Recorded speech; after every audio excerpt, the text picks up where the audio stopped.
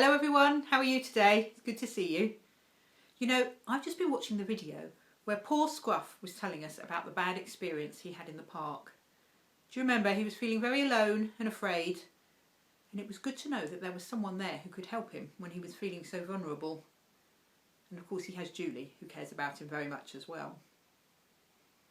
So when we feel vulnerable, it's good to know that there's someone who cares.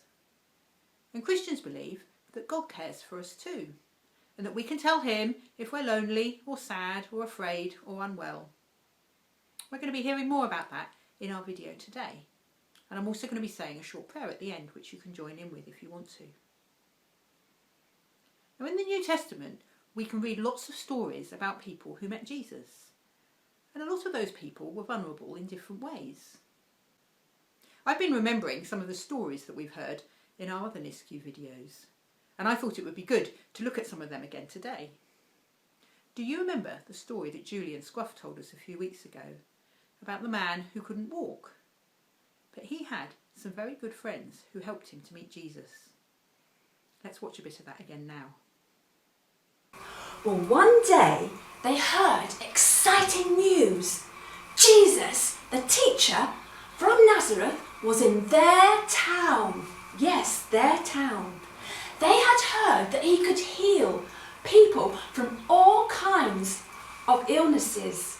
Now, his friends had a brilliant idea. They had a plan, but they had to put into action quickly before Jesus left town. What was the plan? Well, they knew that Jesus could make his friend better. So they tied 4 ropes onto his sleeping mat, and they started to carry their friend on his sleeping mat to where Jesus was, the house where Jesus was. At last they arrived, but they couldn't believe their eyes. The house was full. It was full of people. One had a brilliant idea. "The roof!" he shouted. "The roof!" he said excitedly. Now in those days, boys and girls, the houses had flat roofs and steps that went right up to the roof of the house. "Dig!" one of the men shouted.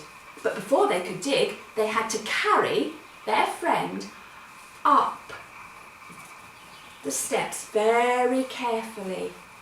There we are, you want to help with this. They carried him up the steps very carefully, popped him down.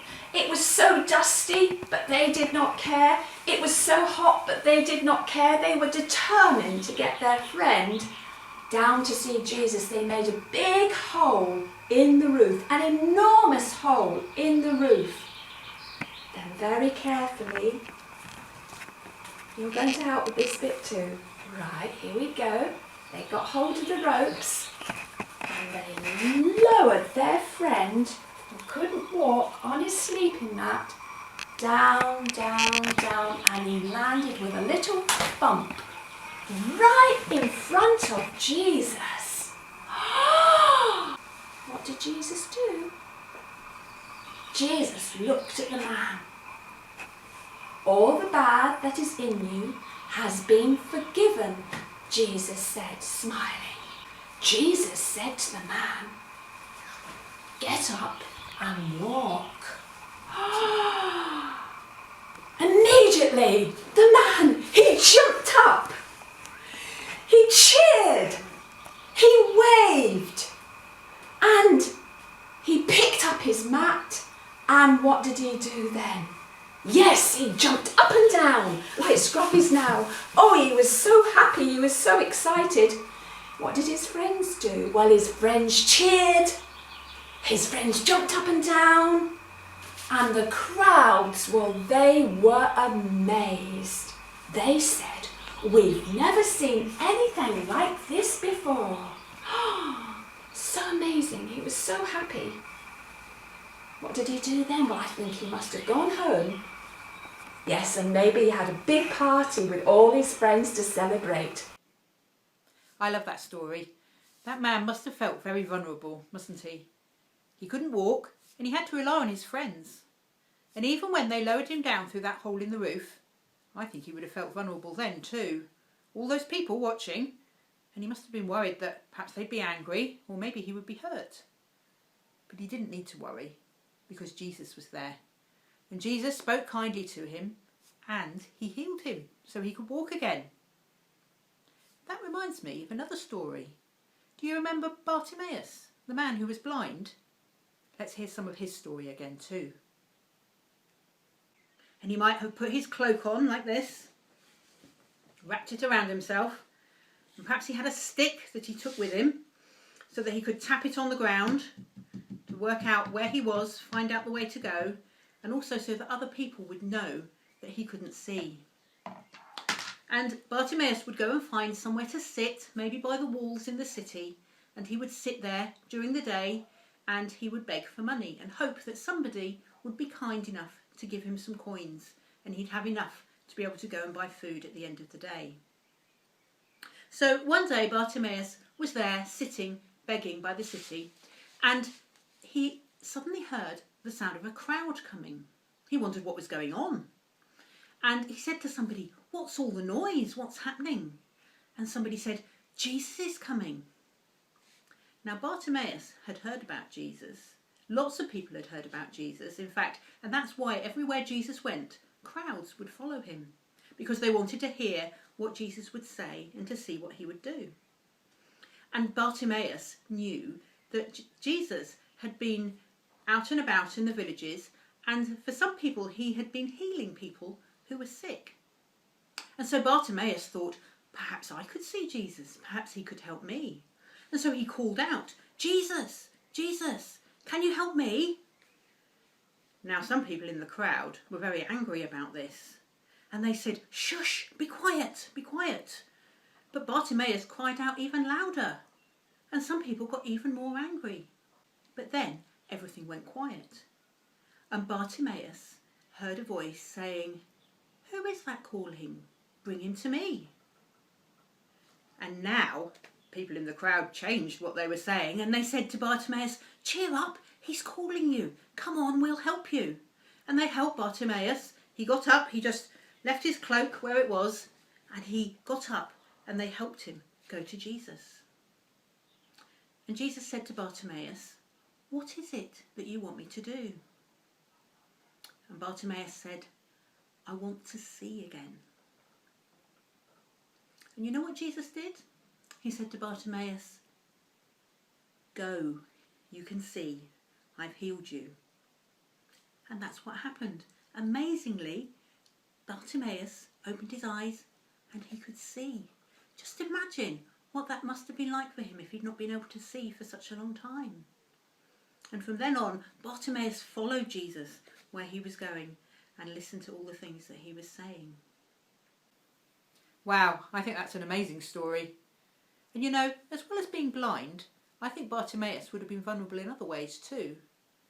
I think there were times when he would have felt lonely and probably very worried about what was going to happen to him. So when he met Jesus, it made a big difference to his whole life. And I've remembered one more story. Do you remember the time when the little children came to Jesus? Now children can be quite vulnerable, can't they? Especially little ones. They rely on adults to look after them and to treat them properly. And back in those days, many people thought that children weren't very important at all. But Jesus had something to say about that. Let's watch this bit of story again as well. Another time, crowds of people were surrounding Jesus while he was teaching them and making sick people well again.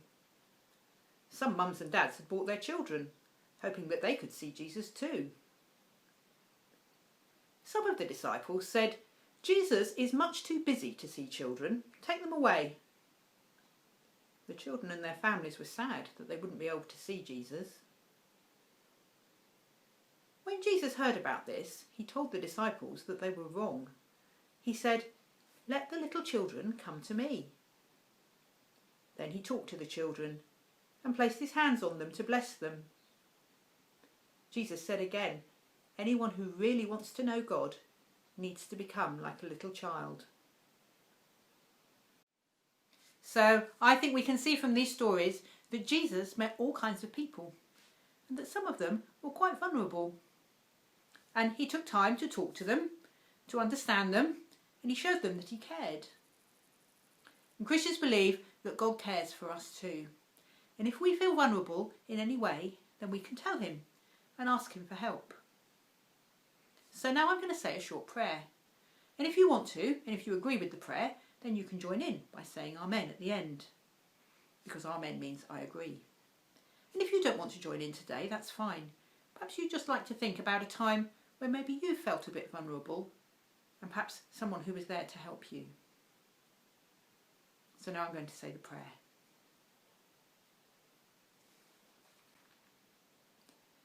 Dear God, thank you for the stories we've heard today about times when Jesus showed people how much he cared about them. Thank you that everyone is important to you, whether they're young or old or poorly or having a difficult time. Please help us to look out for people who might be vulnerable and to show them your love wherever we can. Amen.